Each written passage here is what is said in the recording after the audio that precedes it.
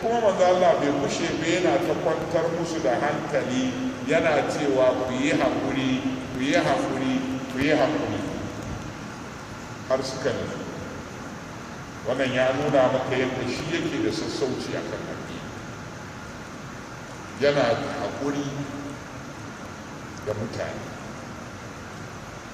ثم ركب النبي صلى الله عليه وسلم دابته sannan manzon Allah ya dabbasa fasara ya tafi hatta da kada ala Sa'd ibn Ubada har ya je wajen Sa'd ibn Ubada. Kaga Sa'd ibn Ubada bai da lafiya ne manzon Allah ya je duba shi. Wannan ya nuna duba mara lafiya suna ce ta manzon Allah sallallahu alaihi wasallam. To mu dawo mu duba yanzu yanayi ya ake ciki. Kasan nan me ake ciki? Idan ka ga mutane suna yawo asibiti asibiti suwa ne mu ne? Me yasa? Saboda kowa ya bar aikin addinin musulunci a hannun kaɗan daga cikin mutane waɗanda suke malamai da waɗanda Allah ya rufa musu asiri, waɗanda za su iya ɗaukan wani abu su ba. To waɗanda suke aikin addinin sai dai a musu addu'a, amma in ka lura musulmai general mafi yawa mun watsar da aikin addini, shi yasa wasu suke duba da in aka ce yau Lahadi ce babu asibitin da za ka je a garin nan baka ga sun je ba. Saboda haka sai mu yi ƙoƙari mu dinga kwaikwayon sunnar manzon Allah a aikace. Sai ta wajen Sa'd ibn Ubada wa qala lahu an-nabi sallallahu alaihi wasallama, sai manzon Allah sallallahu alaihi wasallama ya ce da shi, ya Sa'd, alam tasma ma qala Abu Hibban yuridu Abdullah Ubay qala kaza wa kaza. Sai ce Sa'd, ka ji abin da Abdullahi Ubay ya faɗa, ba ka ji abin da ya faɗa ba, ya ce kaza da kaza. Kala Sa'd ibn Ubadata, sai Sa'ad ya ce, ya Rasulullah, ufu anhu wasfa anhu, fa wallazi anzala alayka alkitab laqad jaa Allahu bil haqqi alladhi anzala alayka. Tace ya manzon Allah, kai masa afuwa, ka kyale shi, ka kauda kai. Kullum haka ake son musulmai ku dinga kau da kai, kada ku yadda ku shiga cikin harkar tarzoma, kada ku yadda ku shiga cikin harkar tarzoma, ku kau da kai, ku yi yafiya in an mutu ba daidai ba.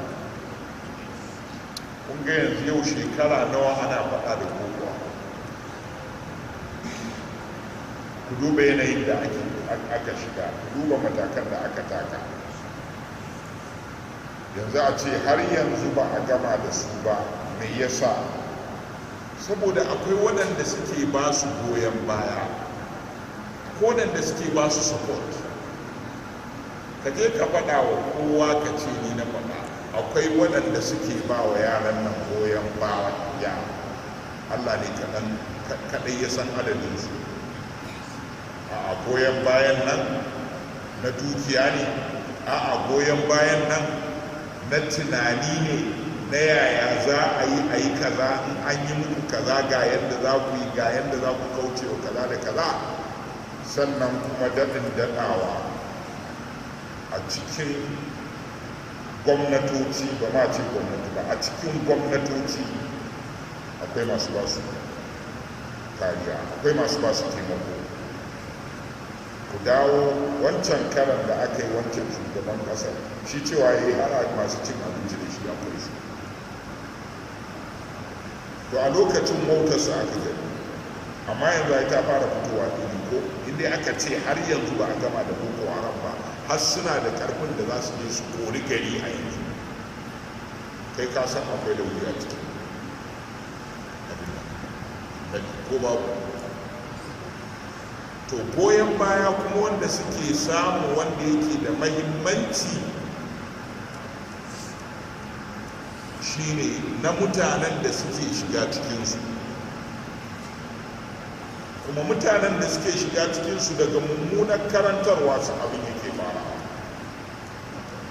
Mummunan karantarwa sai kuma talauci. Ya kamata gwamnati ta lura, yaƙi da ta'addanci da yaƙi da fatara da yunwa suna tafiya kai. In ana so su rasa magoya baya, to masu shiga cikinsu su shiga su ma su zama masu kuna fatin wake, to a rage yiwuwar samun yunwa da talauci a cikin jama'a. Domin mutum ya kwana yau bai ci ba, gobe ya kwana bai ci ba, jibi ya kwana bai ci ba, depression yana iya kama shi, ya ji ya tsani rayuwa, ya tsani mashin mai rayuwa. So da haka dan mai ba zai nemi ina ne wurin da ake mutuwa ba, ya ji shiga. Allah ya sauke, Allah ya zaunar da su lafiya. Wallazi anzala alayka alkitaba, na rantse da wanda ya kawo maka alqur'ani da qad jaa Allahu bil haqqi, haqiqa Allah ya zo da gaskiya. Allazi anzala alayka, wacce saukar maka. لقد اصطلح أهل هذه البحيرة على أن يتوجهوا فيعصبوه بالعصابة، فلما أبى الله ذلك بالحق الذي أعطاك الله شرك بذلك، فذلك فعل به ما رأيت. Ya zaɓe su fuskanci fa ya asibuhu bil asabati, su fuskanci wannan addini su kange shi da kangewa. Falamma aballahu dhalika bil haqqi, yayin da Allah ya yi wannan saboda cancanta, allazi ataka Allah, wanda Allah ya baka, sharrafa bi dhalika, fa dhalika fa'ala bihi ma ra'aita. Baka Allah aikata abin da ya ga dama, fa'afa anu, ya yafe masa. Fa'afa anu Rasulullah sallallahu alaihi wasallam, sai manzon Allah ya yafe Ubay. Wa kana Nabi sallallahu alaihi wasallam wa ashabuhu ya'funa 'anil mushrikina. Manzon Allah da sahabbansa suna yafe wa waɗanda suke mushrikai. To dan me mu za mu ce ba za mu yafe wanda ya mana ba daidai ba?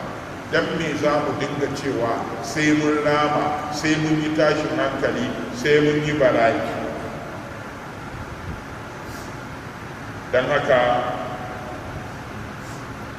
manzon Allah da sahabbansa suna yafewa wa ahalul kitabi, kuma suna yafewa ahalul kitabi kama amarahumullahu, kamar yadda Allah ya umarce su.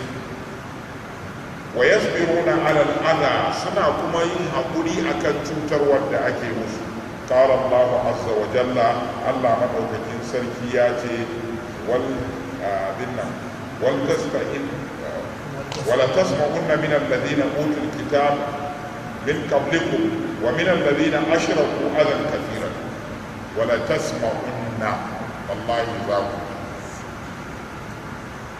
za ku ji minan ladina utul kitaba, daga waɗanda aka ba su aka ba su littafi kafin, waɗanda aka ba su littafi ahlul kitabi kafin a bada alqur'ani. Jama'a biyu, mutanen annabi Musa da suka yi riko da attaura, mutanen annabi Isa da suka yi riko da injila. Alƙur'ani ya amince da asalin, wato addinin musulunci addinin adalci, addinin musulunci addinin adalci.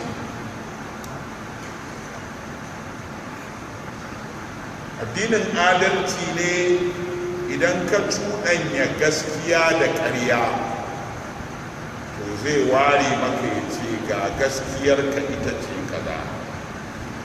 Ina fata ana fahimta. zai bambance maka ya ce game ga gaskiyarka ita ce kaza kaza kuma ƙaryarka ce.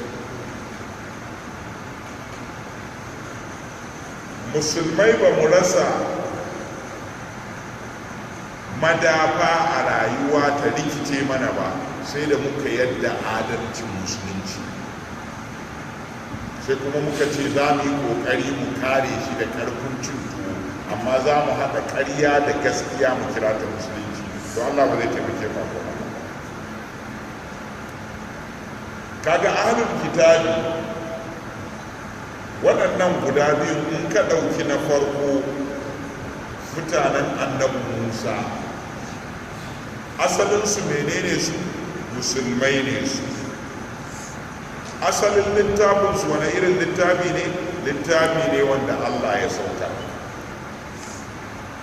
shin suna nan har yanzu a kai? a'a, ba sa. me ya faru? sun watsar da karantarwar da ke cikin littafinsu ta hanyar sun zaɓa abin da suke so a ciki, sun bar wanda ba sa so. wannan abu da suka yi ya mayar da su ba musulmai ba. to amma musulunci sai zo ya girmama asalin littafin nasu da asalin addinin nasu, ya ce waɗannan haka ne, gaskiya ne, asali ne addinin naku, an aiko annabi Musa da shi, asali ne littafin naku, an saukar wa annabi Musa, amma kun kauce. to kaga adalci shi yasa yake kiran su ahlul kitabi, domin ya tabbatar musu da waɗannan asali.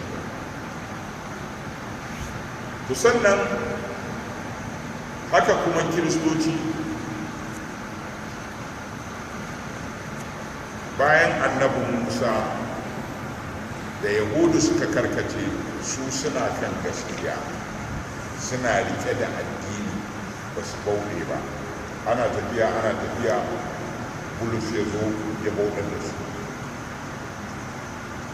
lokacin da suka bauɗe, Allah ya aiko annabi Muhammad sallallahu alaihi wasallama, ba su karɓa ba, to sai alƙur'ani su ma ya tabbatar musu da wannan matsayi guda biyu, cewa kuna kan littafi wanda yana da asali, kuna kan addini wanda yana da asali, amma yanzu kun bauɗe.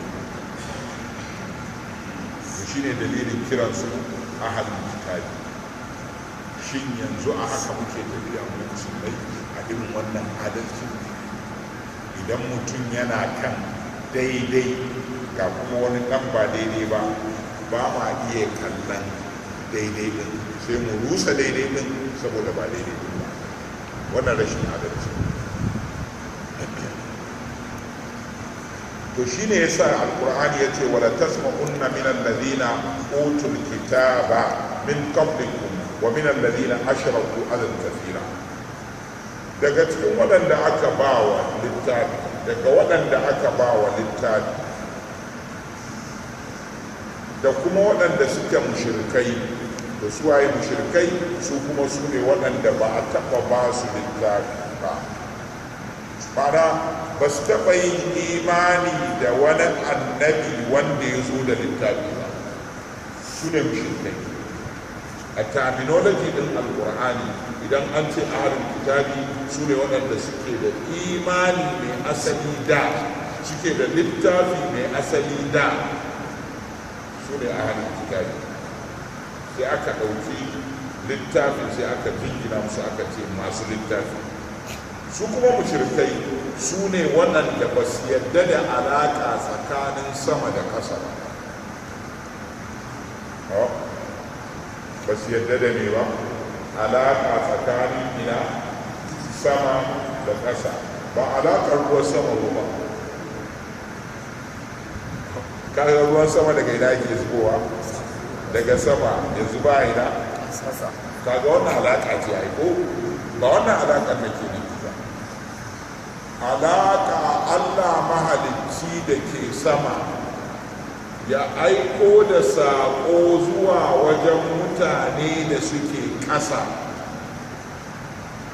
ya aiko mala'ika ya ce gaya musu kaza, mala'ikan ya gaya wa annabi, annabi ya gaya musu, to su ba su yadda ko wannan alaƙa ba.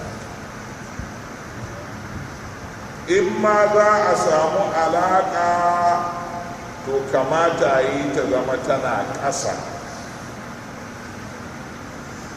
ya zama su ne za su ɗauki laka su kwakwaɓa su gina wani abu su ce wannan yana wakiltar Allah maɗaukakin. to sai aka ce za ku ji daga gare su adan kafiran, za ku ji cutarwa mai yawa. Duk wanda yake tsammanin cewa kafurai za su zauna ba za su cutar da shi da kalma, su buɗi baki su gaya wa musulunci mummunar magana ba, ya ɓata wa kanshi lokaci. tuntuna alƙur'ani ya faɗa ya ce wala tasma'unna من الذين أوتوا الكتاب من قبلكم ومن الذين أشركوا أذى كثيرا. za ku ji cutarwa yawa da gawa waɗanda aka ba su littafi kafin ku da kuma mushrikai. sai aka ce ku yi haƙuri, fa'afu wasfa, ku yi afuwa kuma kau da kai. A wata aya wa qala Allah ya ce wadda kafirun min ahli alkitabi law yardunakum min ba'di imanikum kuffaran hasadan min indi anfusihim. Da dama wato wadda kafirun min ahli alkitabi, da dama daga cikin ahli alkitabi. Yanzu na yi mana definition menene ahli alkitabi, na bayyana mana menene ahli alkitabi ko al'umma ne guda biyu da suwa mutanen annabi Musa waɗanda suka kauce wa karantarwarsa, da mutanen wa annabi Isa waɗanda suka kauce wa karantarwarsa. To da dama daga cikinsu za su so wadda za su so lauyar dunakun, ina ma su maida min ba'adi imani, bayan imanin da kuka yi, ina ma su maida ku kuffaran, su maida ku kafirai. Mai yasa za su yi addinin ku su maida ku kafirai? Hasadan min indi anfusihim. Yanzu da za ka ɗauki musulunci ka dubi musulmi a lokacin da suka nutsu suna sallah, ka kalli abin kai da kanka, ko da ka cire emotion ɗinka, hankalinka zai iya yi maka hukunci cewa wannan abin ya yi kama da mu.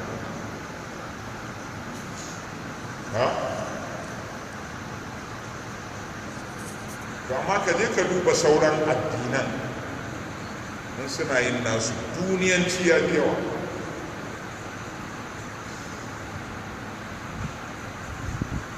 to ashe kenan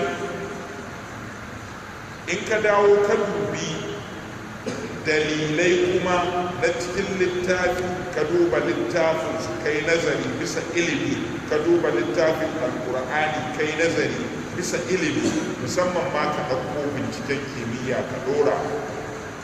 ai kwanan nan an saki wani bidiyo da yake nuna irin yadda Allah tabaraka wa ta'ala da ya ce rana za ta kullo ta yamma. ai akwai bidiyo na audio an sa abin nan, barista ne ma ya turo a wasu.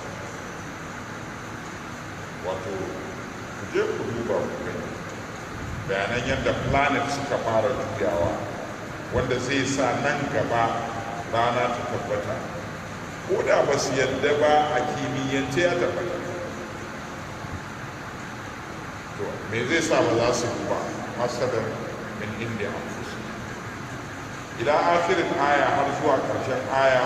wa kana nabi sallallahu alaihi wasallam ya ta'awwal afwa ma amara Allah, kuma manzon Allah sai zama yana kokarin aikata afuwar da Allah ya umarce shi da shi hatta adina Allah fihim har Allah ya izini a kansu. wani izini ne Allah ya yi? Allah ya yi izini musulmai su kare kansu. Idan ka lura da izinin da aka wa musulmai su ɗauki makami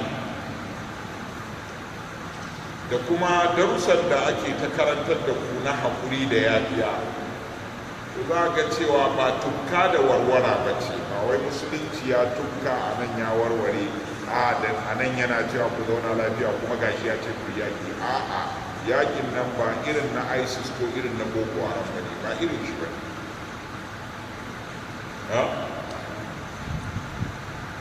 Yaƙin dole ne ya zama akwai waɗanda za a yaƙa ɗin a gefe an san su ga sunan waɗannan ne za a yaƙe su. Sharaɗi ne. In ka duba cikin suratul Fatih, walaula rijalun mu'minuna wa nisa'un mu'minatu lam ta'lamuhum an taqabuhum fatusibakum minhum ma'arratun bighairi ilm. in ka je ayar gaba ya ce law tazayyalu la azabana alladhina kafaru minhum azaban alim. sai an samu tazayyu, sai an samu bambancewa, ga su daban ga ku daban. ɗaya ke. Na biyu, sai an samu ba wai rashin imani, ba wai rashin musulunci kawai ba, a sai an samu zalunci bayan wani. udina lillazina yuqataluna bi annahum zulimu. sai sun yi zalunci, sun yaƙe ku bisa zalunci, sai kuma ya zama ƙarfinsu ya zama defined, ya zama fili, an san iya ƙarfinsu. sannan sai ƙarfinsu ya zama bai wuce dobin din naku. to kaga wayannan ba haka suke yi ba, kawai gari za a je yanzu kaman Gulag akwai musulmai da waɗanda ba musulmai ba, kuma maganar da ake ciki shine mutanen kusa da Gulag, mutanen Bincika suna neman su saboda sun taɓa ganin Boko Haram da an taɓa koransu. Gulag ɗin ma an taɓa kwacewa, an taɓa koran mutane. yanzu sai zama cewa suna tunanin daga Gulag za a shigo Bincika, to da haka suna neman su gudu ne ko su tsaya.